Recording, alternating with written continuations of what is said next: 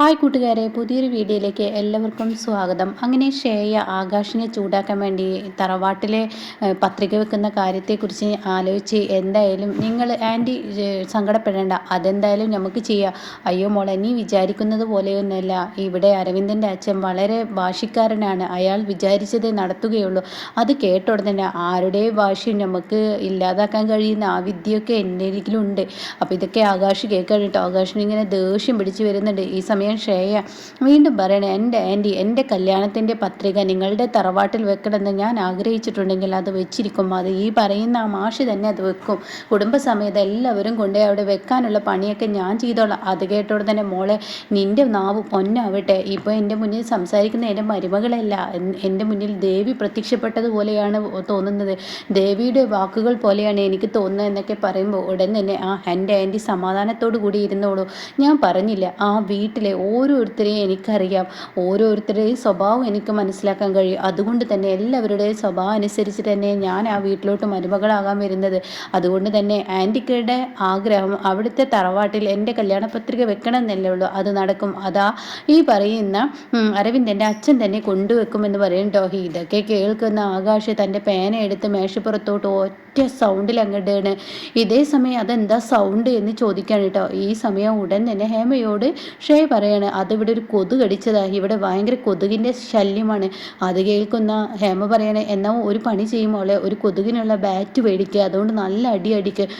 കൊതുകിനുള്ള bat കൊണ്ട് അടിയല്ല, ഇഞ്ചിഞ്ചായി കൊല്ലുകയാണ് വേണ്ടത്. ഇഞ്ചിഞ്ചായി ഞാൻ കൊല്ലുക തന്നെ ചെയ്യും എന്നിങ്ങനെ പറയുന്നുണ്ട് കേട്ടോ. ഓരോരുത്തരെ ഞാൻ തിരഞ്ഞെടുത്ത് കൊല്ലാനാണ് എൻ്റെ വരവ്, ഞാൻ വരുന്നത് എന്നൊക്കെ ഇങ്ങനെ പറയുമ്പോൾ ഹേമക്ക് കാര്യം പിടികിട്ടിയില്ല. എന്നാൽ ആകാശിന് പിടികിട്ടി കേട്ടോ. പിന്നീട് ചാരുവിനെയാണ് കാണിക്കുന്നത്. ചാരു ഇങ്ങനെ ഡ്രസ്സൊക്കെ ഇങ്ങനെ മടക്കി വെക്കുന്ന സമയത്ത് ആകാശ് ദേഷ്യത്തോടു കൂടി തൻ്റെ ബാഗ് എടുത്ത് എറിയുമ്പോൾ ചാരു ചോദിക്കുകയാണ്, അല്ല എന്താ അക്കുച്ചേട്ടന് ഇത്ര വലിയ കോപം, എന്താ പ്രശ്നം? അപ്പോഴും ആകാശ് ഒന്നും മിണ്ടില്ല കേട്ടോ. അക്കുച്ചേട്ടാ, ഞാൻ വിളിച്ചത് കേട്ടില്ലേ, എന്തിനാ ഇത്ര കോപത്തിൽ ഇങ്ങനെ സംസാരിക്കുന്നത്, എന്താ ഒന്നും മിണ്ടാത്ത എന്നൊക്കെ ഇങ്ങനെ ചോദിക്കുമ്പോൾ ഉടൻ തന്നെ പറയുകയാണ്, അതെ ഒന്നുമില്ല എന്നിങ്ങനെ ദേഷ്യത്തിൽ വീണ്ടും പറയുമ്പോൾ, എന്താ ഇന്നും ശ്രേയമായി ഉടക്കിയോ എന്ന് ചോദിക്കുമ്പോൾ ഉടൻ തന്നെ അവളെ ഇന്നും ഉടക്കിയിരിക്കുന്നു.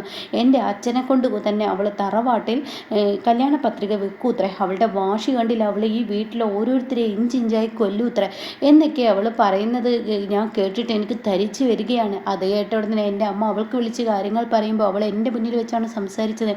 അത് കേൾക്കുന്ന ചാരു പറയാം, എൻ്റെ അക്കുച്ചേട്ട, അവൾക്ക് വാഗൊണ്ട് പലതും പറയാം, നമുക്കും അതുപോലെ വാഗൊണ്ട് പറയാം, പക്ഷെ പ്രവർത്തിക്കണ്ടേ? ഇവിടുത്തെ എൻ്റെ അമ്മാവൻ അങ്ങനെ ബാലമാമ അങ്ങനെ വിചാരിക്കുന്നത് പോലെയൊന്നും ഒരു കാര്യവും നടത്തി കൊടുക്കില്ല. ബാലമാമ മനസ്സുകൊണ്ട് ഒരു തീരുമാനം എടുത്തിട്ടുണ്ടെങ്കിൽ ബാലമാമ പിന്നീട് നടത്തി കൊടുക്കില്ല എന്നുള്ളത് എല്ലാവർക്കും അറിയുന്ന കാര്യമില്ലേ. പിന്നെ എന്തിനാ വെറുതെ അവർ പറയുന്നത് കേട്ട് എൻ്റെ അക്കുച്ചേട്ടൻ ഇങ്ങനെ ദേഷ്യപ്പെടുന്നത്?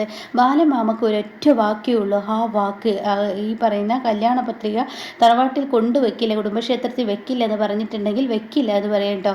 ഇതേ സമയം അരവിന്ദൻ ഇങ്ങനെ ഇരിക്കുന്നുണ്ട്. അപ്പോഴേക്കും മോനെ, നിൻ്റെ കല്യാണ പത്രിക നിൻ്റെ തറവാട്ടിൽ ക്ഷേത്രത്തിൽ കൊണ്ടുവെക്കണ്ടേ, അത് ചെയ്യണ്ടേ എന്നൊക്കെ പറയണം. പിന്നെ ചെയ്യണം, അപ്പോൾ വരുന്നു എന്ന് പറയുന്നുണ്ട് കേട്ടോ. അപ്പോഴാണ് ബാലമാമ ആ വഴി വരുന്നത്. ഇപ്പുറത്താണ് ചന്ദ്രയാനുമൊക്കെ ഇരിക്കുന്നുണ്ട് കേട്ടോ. രമേശനും കൂടെ വരികയാണ് ബാലമാമയുടെ.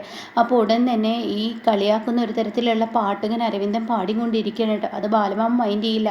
ബാലമാമ ഇപ്പുറത്ത് വന്നിരിക്കുകയാണ്. ഇതേ സമയം അച്ഛന് ഭക്ഷണം എടുക്കട്ടെ എന്ന് ചന്ദ്ര ചോദിക്കുക. അപ്പോൾ എനിക്കിപ്പോൾ വേണ്ട. അപ്പോൾ രമേശൻ പറയാം, എന്നാൽ എനിക്കെടുത്തു ഭക്ഷണം, ഞാൻ കഴിച്ചോളാം എന്ന് പറയാം കേട്ടോ. ഇതേ സമയം അങ്ങോട്ടേക്ക് ആകാശും ചാരുവും കൂടി ഇറങ്ങി വരുന്നുണ്ട് കേട്ടോ. അപ്പോൾ ഈ സമയം ഇവരെ കണ്ടുകൊണ്ട് തന്നെ, മോനെ ഇരിക്കടാ, ഇങ്ങോട്ട് ഇരിക്കും, നിന്നെ കാത്തിരിക്കുകയായിരുന്നു അച്ഛൻ, നമുക്ക് ഭക്ഷണം കഴിക്കില്ല, ആയിക്കോട്ടെ എന്ന് പറയാം കേട്ടോ. അപ്പോഴേക്കും അങ്ങോട്ടേക്ക് അരവിന്ദനെ ഇടിച്ചു കയറി വരിക. എന്നിട്ട് പറയണേ, അതെ ഞാനേ നാളെ എൻ്റെ കല്യാണ പത്രിക വെക്കാൻ പോവുകയാണ്, അത് ചിലവരോടൊക്കെ എനിക്ക് പറയണമെന്നുണ്ട്. അത് കേട്ട ഉടനെ തന്നെ ഹേമ പറയുന്നത്, ശരിയാണ്, കല്യാണ പത്രിക നമ്മുടെ മോൻ്റെയാണ് വെക്കാൻ പോകുന്നത്, നിങ്ങൾ തന്തയെ നിങ്ങളിവിടെ ഉണ്ടായിട്ടും സ്വന്തം മകൻ്റെ കല്യാണ പത്രിക കുടുംബക്ഷേത്രത്തിൽ കൊണ്ടുവെക്കുമ്പോൾ നിങ്ങൾ വരണ്ടേ, നാട്ടുകാരുടെ മുന്നിൽ ചോദ്യം വരില്ലേ?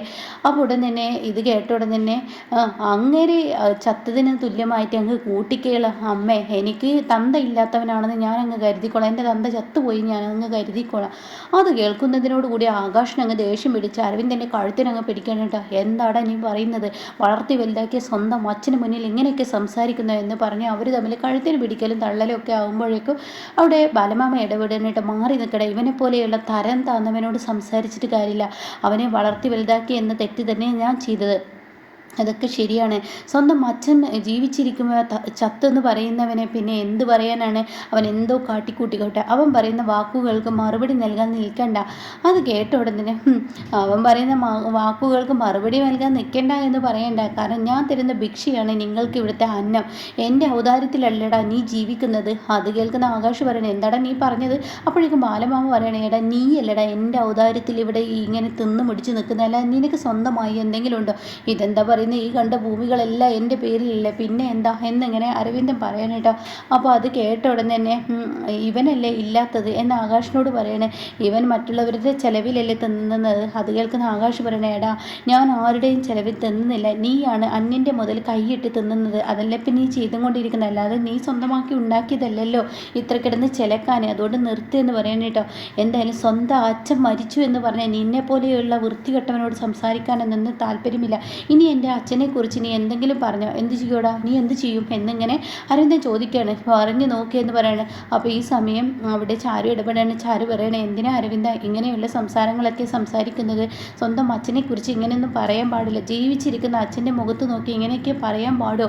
അത് കേട്ട ഉടനെ നീ ആരടി, നീ ആരാ ഞങ്ങളുടെ കുടുംബകാര്യത്തിൽ സംസാരിക്കാൻ? ഞാനും എൻ്റെ അനിയനും തമ്മിൽ സംസാരിക്കുന്നത്, നീ സംസാരിക്കുന്നത് എന്തിനാടി?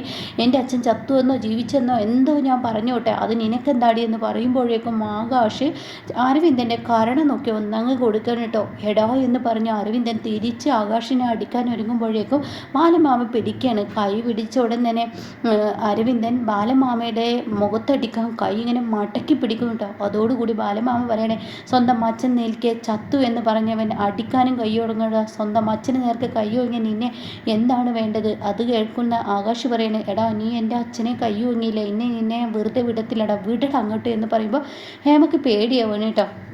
അപ്പോഴേക്കും ചന്ദ്രി പറയണേ, അനു പറയണേ, എന്താ അമ്മേ സ്വന്തം അച്ഛനും മക്കളും തമ്മിൽ അടിപിടി കൂടുമ്പോൾ അമ്മയ്ക്ക് യാതൊരു ഇതുമില്ലേ?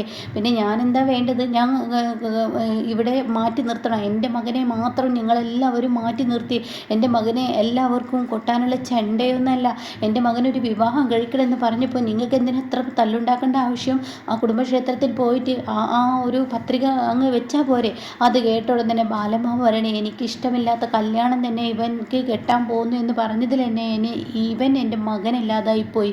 അത് ഞാൻ ഉറപ്പിച്ച കാര്യമാണ്. ഇത്രയും വളർത്തി വലുതാക്കിയ അച്ഛൻ ഒരു പെണ്ണ് അത് നന്നല്ല എന്ന് അവനോട് ഞാൻ പറയുമ്പോൾ അവൻ അത് എന്നെ എതിർത്ത് നാട്ടുകാർക്ക് മുന്നിൽ അപമാനിച്ച് കെട്ടാൻ ഒരുങ്ങിയപ്പോൾ തന്നെ ഇവൻ എൻ്റെ മകനല്ല.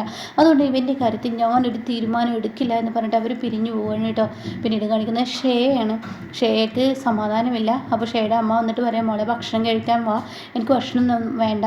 അതെന്താടി ഇന്ന് വിഷമിപ്പിക്കുന്ന എന്ത് കാര്യം നിനക്കുണ്ടായത്? എനിക്ക് വിഷമം തന്നെയാണ്. ആ അരവിന്ദൻ്റെ വീട്ടിലോട്ട് ഞാൻ മരുമകളായി ചെല്ലുന്നത് വരെ എനിക്ക് വിഷമം തന്നെയാണ്. ആ അമ്മയും മകനും എന്നെ കാത്തിരിക്കുന്ന, ആ തള്ളയും മകനും എന്നെ കാത്തിരിക്കുന്നത് അവരുടെ മരുമകളായി ഞാൻ ചെല്ലുന്നതെന്നായ. പക്ഷേ എൻ്റെ പ്രതികാരം ആകാശ്, ചാരു, അതുപോലെ ആ വീട്ടിലെ ഓരോരുത്തരെ ഇഞ്ചി ജിഞ്ചായി കൊല്ലാനാണ് ഞാൻ ഉദ്ദേശിക്കുന്നത്. എനിക്കത് സ്വപ്നം, ആ ഒരു സ്വപ്നം നിറവേറുന്നത് കാണാനാണ് ഞാൻ ജീവിക്കുന്നത്. അതുവരെ എനിക്ക് ഉറക്കവും ഊണും ഒന്നുമില്ല എന്ന് പറയണ്ട. എടി മോളെ, നീ എന്തൊക്കെയായി പറയുന്നത്? നീ വിചാരിക്കുന്ന കാര്യങ്ങൾ ഇപ്പം തന്നെ നടന്നിരിക്കുന്നു. അവരുടെ വീട്ടിൽ വല്ല സ്വസ്ഥതയും സമാധാനവും ഈ വിവാഹം ഉറപ്പിച്ചത് മുതലുണ്ടോ? നമുക്കല്ലായിരുന്നു ആദ്യം അതുപോലെ ഒരു ടെൻഷൻ, ഈ വിവാഹം നടക്കില്ല എന്ന് കണ്ടപ്പോൾ. എന്നാൽ ഇപ്പോൾ നാട്ടുകാർ ഇടപെട്ട് ഈ വിവാഹം നിന്റെ നടത്താൻ ഒരുങ്ങിയപ്പോൾ തന്നെ അവരുടെ സ്വസ്ഥതയും സമാധാനവും പോയി. അതെല്ലാം അമ്മേ എൻ്റെ കൺമുന്നിൽ അവരിങ്ങനെ ഇഞ്ചിഞ്ചായി മരിക്കുന്നത് എനിക്ക് കാണണം, അവനോട് പ്രതികാരം ചെയ്യുന്നത് എനിക്ക് കാണണം എന്നൊക്കെ ഇങ്ങനെ പറയാൻ കേട്ടോ. അപ്പോൾ ഇങ്ങനെയൊക്കെയുള്ള ഒരു എപ്പിസോഡാണ് ഇനിയിപ്പോൾ വരാനിരിക്കുന്നത്.